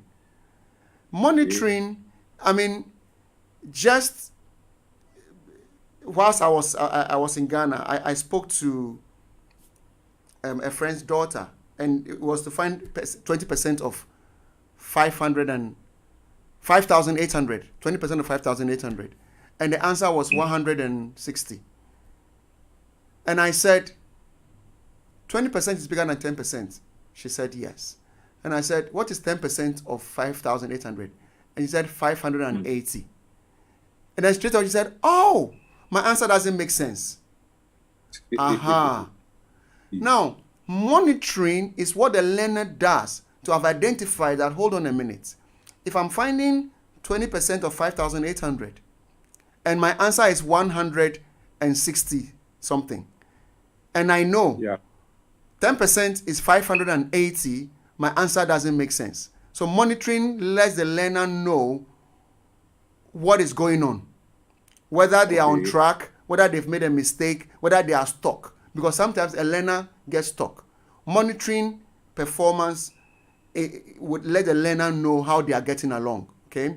Now, with the monitoring, and the research has shown that not all children who write the wrong answer and submit it to the teacher do not realize it is wrong, or are not able to correct it. Some children will monitor, will know it is wrong, can do something about it, but they don't do it. They still submit it anyway. So it's a teacher understanding all these processes, and then there is a reflection at the end that adds up to the knowledge element. It's quite, but I've spoken about that in the book. Now, a teacher needs to teach the child, the learners, model it. So if it's a problem, what is the first thing that needs to happen? Read it carefully. So the teacher needs to model the reading of the question carefully. And the teacher needs to remind the children that this is what is happening. We need to read it carefully. So take a moment, read it carefully. That's the first thing you do. And not just automatically, the teacher reads it and starts solving the problem. Has not broken the processes down for the learner to understand the processes. Yes, some learners will be quick at it and intuitively know what to do. For some learners, they get lost. And what is good for the weaker learner is good for all learners. So the teacher modeling, okay, so I've read it. Okay, sometimes in the question there are key words. What do these words mean? There's a word adjacent in the question. What does it mean? Okay, so now I'm going to identify the adjacent, because to use the trigonometry ratios, okay, now for me, I will write down all the ratios, look at the problem before I decide on which one to use, okay? So as a teacher, I am talking out loud. I am modeling my thinking. So I write my SO S O over H, which is the sine opposite over hypotenuse. Okay, that's what the sine rule. Okay, cos, toi, tangent. So the teacher is modeling, has written them all down. Okay, so from this problem, this is the angle. In the question, we have the hypotenuse. So we have H. And we have A, the adjacent side to the angle. So which of the trigonometry ratios would apply? It has to be the cosine ratio, because A and over H is chi, isn't it? Why can't we use the S over H? Why won't I use a sine? And then that interaction. Oh, because we don't know the opposites. Because we haven't got the opposite, what we have is the adjacent and the hypotenuse. That is why the cosine will be appropriate. Okay. So there's a reason. It's explained. It's broken down. It is not rush, and then you move on. And then you are questioning the children. And as a teacher, you know different groups of children who may get stuck at different points in time. So you are checking at different points of the lesson where they are, whether they are going along without singling them out. Okay, we need to be careful not to single children out either. But we through a process of just checking, evaluating, assessing as we go along. So if they have now understood that once you identify which sides of the triangle you have got or relates to the question, it corresponds with the appropriate ratio you use. Give them another question then. This time, give them the opposite and the hypotenuse. Can they identify that is a sine and not cosine this time? And have a discussion about why. Once they've understood it, then you can build it up to the problem solving. Now, I observed teaching maths, we call it what is called the Shanghai way, Shanghai maths. It's very, very fast. Chinese method. Yes, in Shanghai, how they do their maths. Very, very fast, but everything is broken down. So they start with diagrams. They are drawing the problem. They are drawing the problem. If you look through their textbooks, it's very colorful. So they will never do anything abstract straight away. No. It starts with representing the question. They are drawing the diagram. 10% off a shirt. And he's selling for £90. What was the original price? Shanghai maths will represent that question in picture form. So they will draw a shape, divide it into 10% means it's tenths. Okay? Divide into 10, so 10% off. So 1 is off. So there are 9 left. So if what is £90, this 9 stands. So it's broken down diagrammatically, explained. And once they go past that stage, that is when they go abstract. So the learner in one lesson has the tools. So if they cannot get it an abstract way straight away, they are able to draw on the representation, pictorial representation, the imagery of the problem. They are taught that way.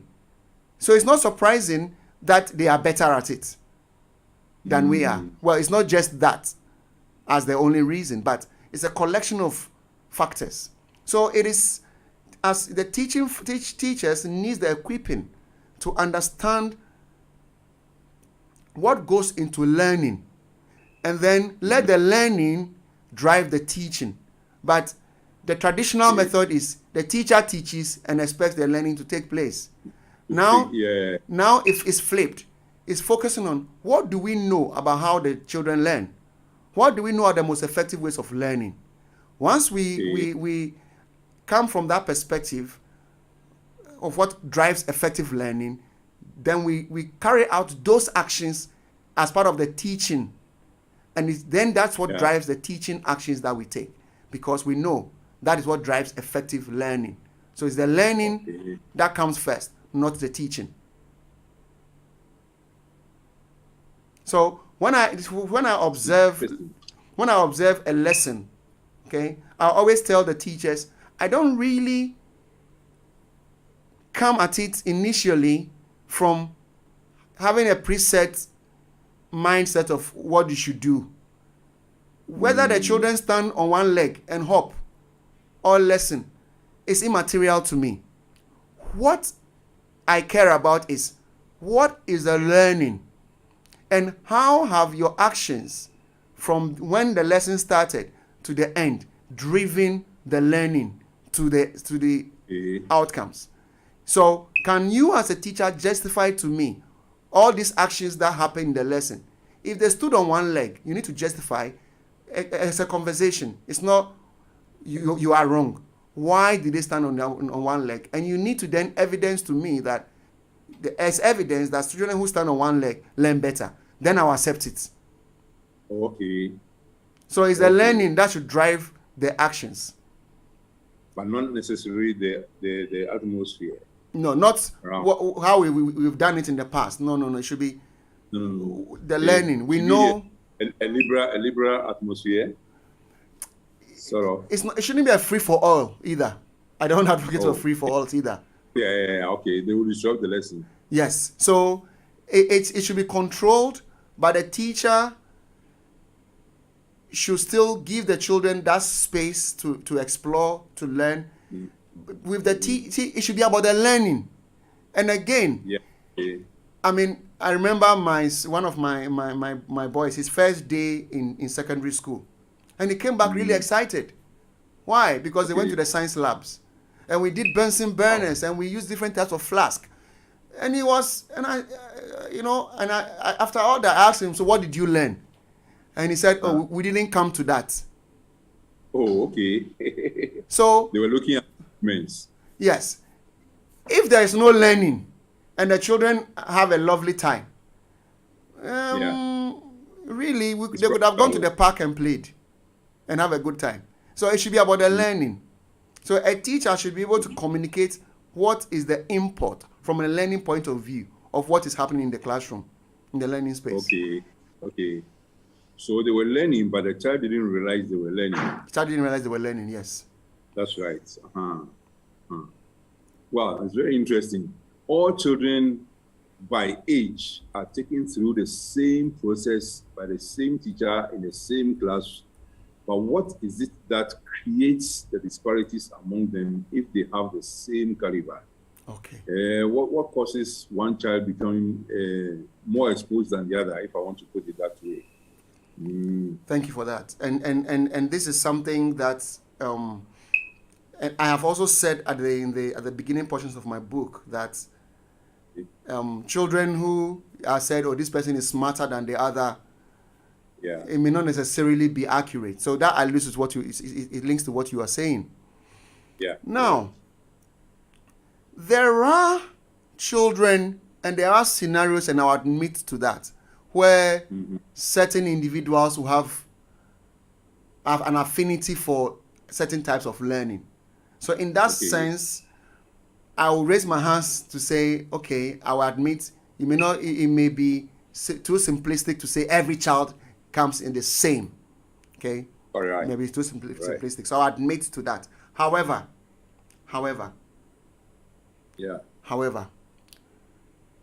we also need to be aware that children don't have the same life experiences that they are bringing into the classroom. There are children who at home have a rich environment of reading. They are seeing their parents read, and even the TV programs that they watch. That's right. Are varied. There are TV programs that are stimulating. There are TV programs that are not stimulating. There are games that have educational value. There are games that do not have educational value. The early year centers that children go to, and this is not, pardon me and please give me some slack if I sound controversial. But as a parent, I was never impressed taking my children to early year centers because they've got gadgets and screens and sensory tools and shiny things and all those. I mean, we do the visits and they are showing us, oh, we've got this room here and in this here and this. I was never interested in that. I was more impressed in the environments where the children can just play. Even an old car tie. That's there's a sandbox so that the children can play in sand. That there are sticks and logs and the children can build houses, tree houses. You know, some experiences may be so artificial that the children is coming in and haven't got a sense of natural real life. And then there are children who would have been exposed to something that is real, that is natural, but it is then up to the teacher to know what the children are bringing in and harness it. So a teacher doing a one-size-fits-all may not necessarily be, and that is where I'm talking about the difference between an experienced teacher and an expert teacher. Now, I remember maths lesson. Children were really not interested in maths problem solving. It was really difficult to teach them.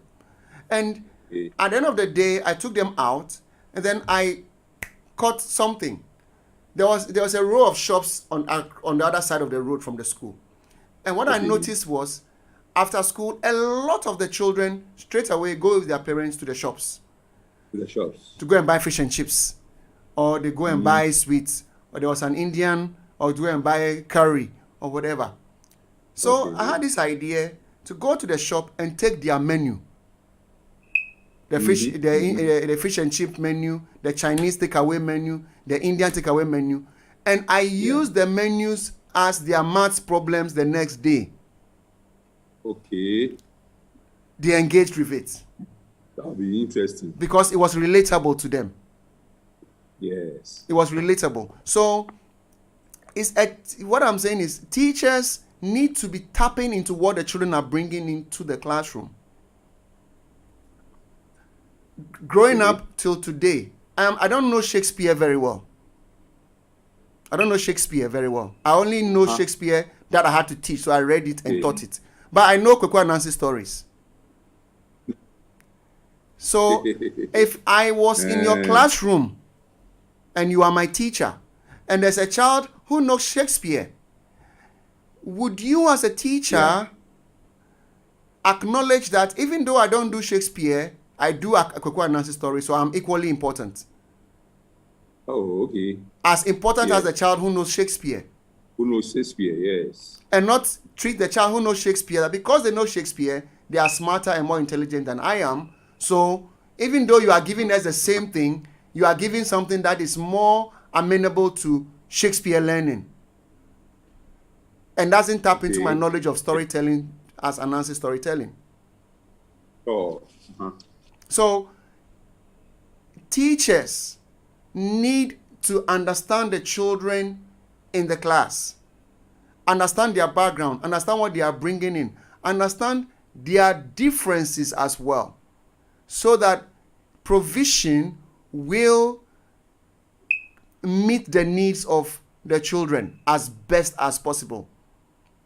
So Yes. even though we are giving them the same curriculum, we are equipping them with the same skills, it doesn't mean that we cannot tailor the learning to their needs.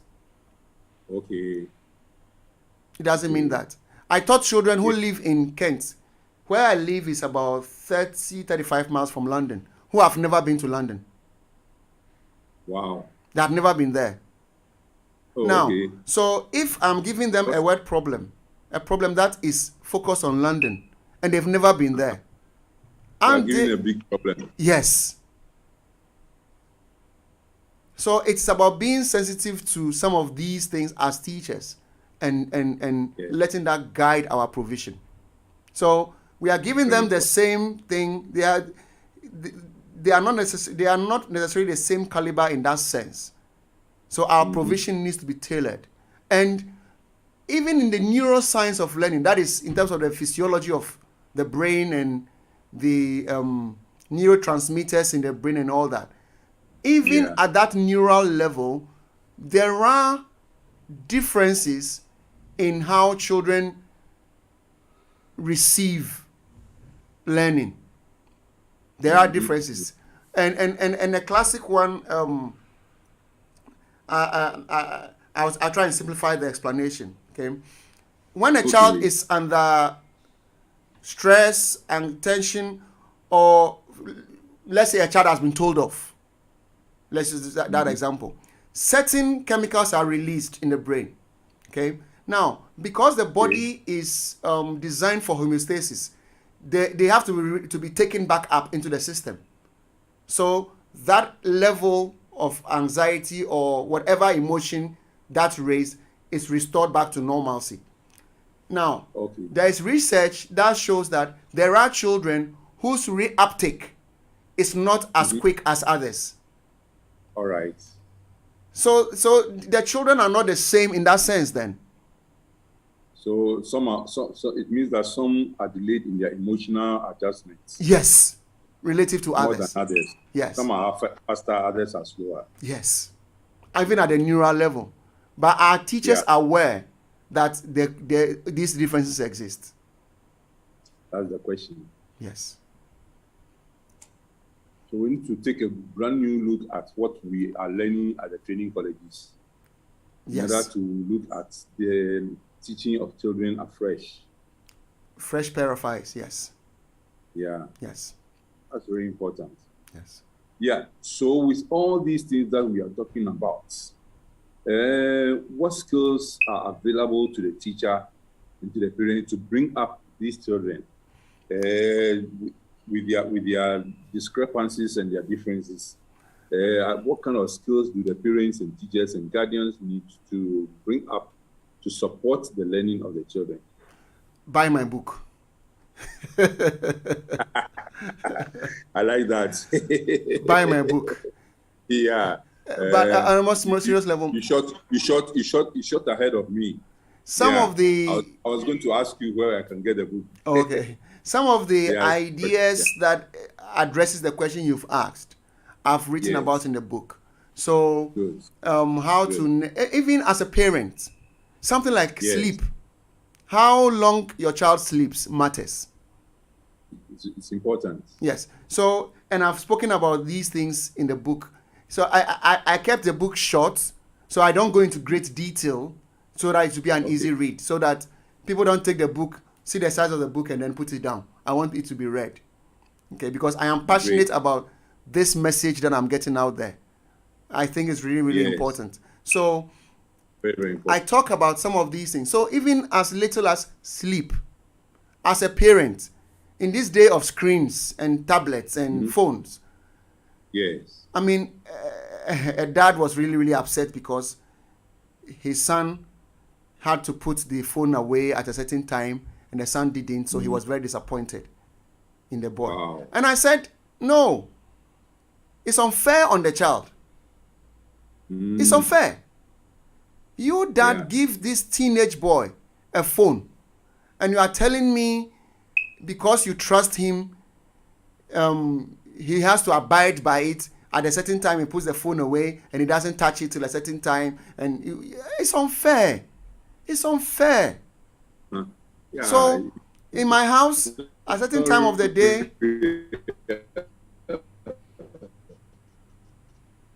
at a certain time in the evening, all devices need to be put away and be picked up at a certain time in the morning. You know, there should be bedtime. There should be sleeping time and waking time. School days, Monday to Friday, there should be sleep time that will be different from, say, a Saturday. School term time. Weekend. Time between opening of term and end of term. Block should be different to holiday start and holiday finish. Yes. So, and it's not strictness, it's not cruelty, it is supporting. It's a discipline. Exactly. Discipline, support, helping the children get the best out of their learning experience. So even sleep is important. Exactly. Yeah. What programs the children watch is important. What children spend their leisure time doing is important. Whether they read or not is important. How we interact with them, how we encourage them is important. I mean, I've had ОДАДЕС drive into my house to talk to my children because of something that has happened. Okay. Because as a parent, and again, we are a community. Exactly. I remember something that happened. I'm not going to go into detail, but somebody asked about it, and I posted in our UK group that this is what it is. So within hours, somebody was in my house. Wow. So I came. I want to talk to him, to your boy. I say, yeah, it's your boy. Talk to him. Talk to him, to help him. To help him and talk to him so that it's not just daddy's voice all the time. Okay. It's not just daddy's voice all the time. Community voice. Community voice. I have another dear colleague all the way from Dubai who will talk to my children for me. I have other dear friends from UK, from Ghana, who will talk to my children in the UK. I have other dear friends in the UK who will talk to my children. And I do it for others as well. It's a community. It's a community. So it's very, very important that we work together. No one parent has all the solutions. Because I am an educationist, I have a PhD in XYZ, and I do this, doesn't mean I have all the solutions. As far as my children is concerned, sometimes they will listen to somebody more than me. So that community is really, really important as well.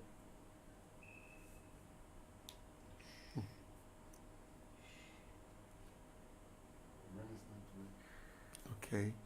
So, yes.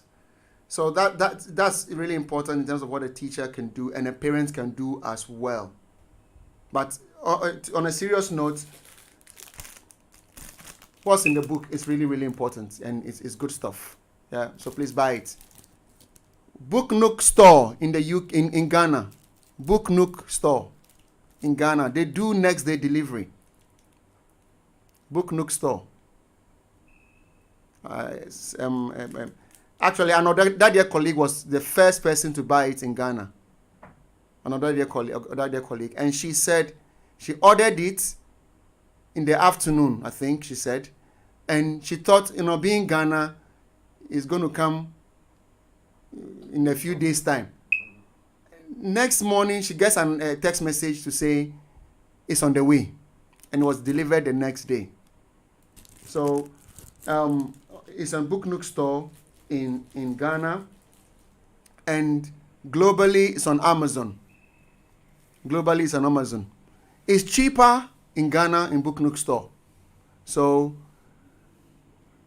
Is 65 cedis in Ghana £10 or its equivalent on Amazon? Wow. Ghana is cheap. Oh. Ghana is about half. Dakpabli, Nana Damwa, the book is too cheap in Ghana. I know he's listening. One of my publishers, he's listening. It's too cheap. Oh. If UK people are paying £10 and Ghana are paying only 65 cedis.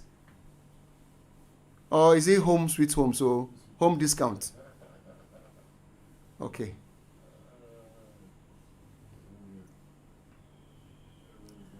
So I will address okay.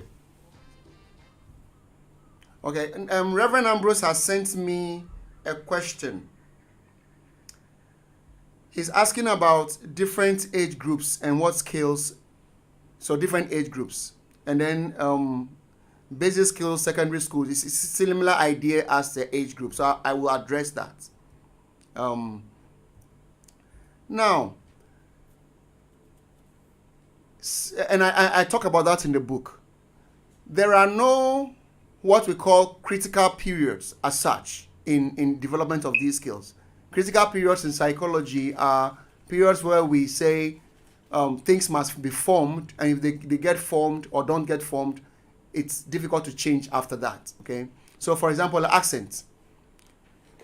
Accents are once formed at a certain age, takes a lot of effort to change them subsequently.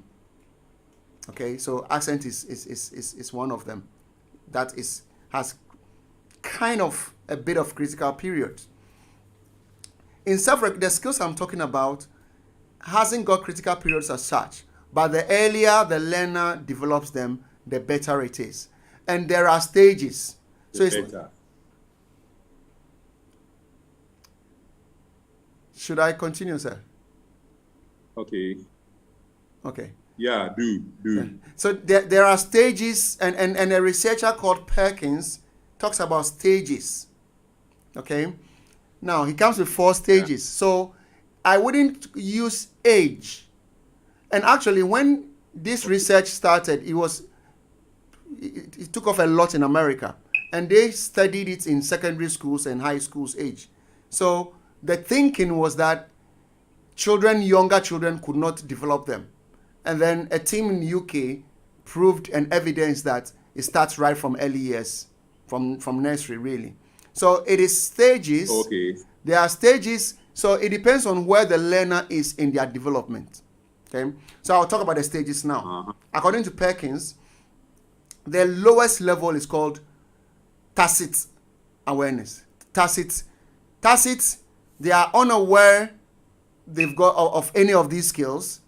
They do not think about any strategies for learning. They just get on with life and accept whether they know something or they don't know it. They're just there, tacit.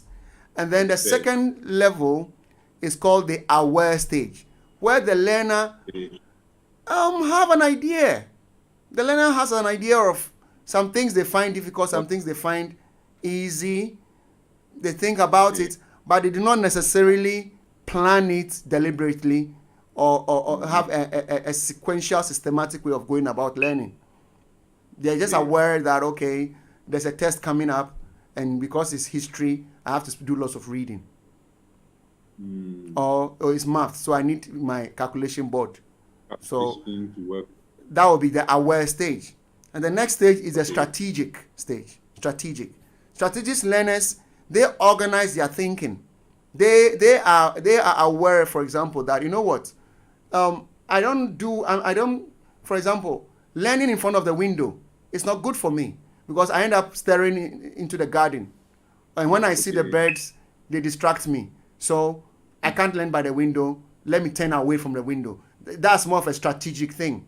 Or there's an exam coming in 3 weeks. I'm going to start learning now and do a little bit. Versus waiting till the night before and doing a crash course. So that's a strategic learner. And the final stage, the gold standard, according to Perkins, is the reflective. The reflective learner is not just strategic, but they reflect on their learning and they think about whether their strategic planning is working or not. So if they gave themselves 3 weeks to prepare for the exam, they are going to reflect on it. Was that sufficient? Was that okay? If they did it 4 weeks or 5 weeks, would the outcomes have been better? Or it doesn't matter? Or was the 3 weeks too long? So could have spent the time doing something else and just spent 1 week on this. So the reflective learner actually, in addition to being strategic, is reflecting on impact, effectiveness. It's kind of similar to the difference between an experienced teacher and the expert teacher that I described at the beginning. It's more deliberative, it's more strategic, and it's more reflective and evaluative. Yeah. So it depends on where the learner is, whether they are in secondary or primary, it doesn't matter. It's where they are on the journey of their development. Well, thank you very, very much, Dr. Gideon Sapo, for all the hearts that you poured out concerning the things that you have learned that are useful to our growing children and our learning children. We thank you for all the things that you've given that will also be helpful to our parents and our teachers. And a few parents who are asking for where they can even get a book. But you said we'll get it from the Book Nook store over here or locally on Amazon. Yeah. And we're going to locate them. We're going to send it out today. But I'm sure that you're going to leave a copy in our studios for us, for our library, so that we can always remember to go through it and also to remember where we're going to get it. Yes. Thank you for showing up to where we are seeing the copy, how it looks like and what it looks like. But we're definitely going to get copies for ourselves. And we're going to tell the executive also to give us some in our library. So just stay put, we'll get back to you. Yeah. So Mama Doris, who asked the question, I'm sure that she's got the question, the location to get the book now. And I will say thank you to all our listeners out there. Thank you for those who made calls. Thank you for those who sent messages. Thank you for all those who are on Zeno FM and ỌDADEƐ Radio app that came along with us. Thank you very, very much, Johnny Adofeni, our executive producer. And thank you also very much to our technical producer. Until next week, when we meet again, this is your regular host, Reverend Emmanuel Ambosa Samoa, saying goodbye from ỌDADEƐ Radio and Education Standpoint. And God bless you wherever you are. Thank you very, very much, Dr. Sapo, also for coming. Thank you. Thank you for having me. Thank you. Bye. It's a pleasure. It's a privilege. God bless you wherever you are. Thank you very, very much, Dr. Sapo, also for coming. Thank you. Thanks for having me.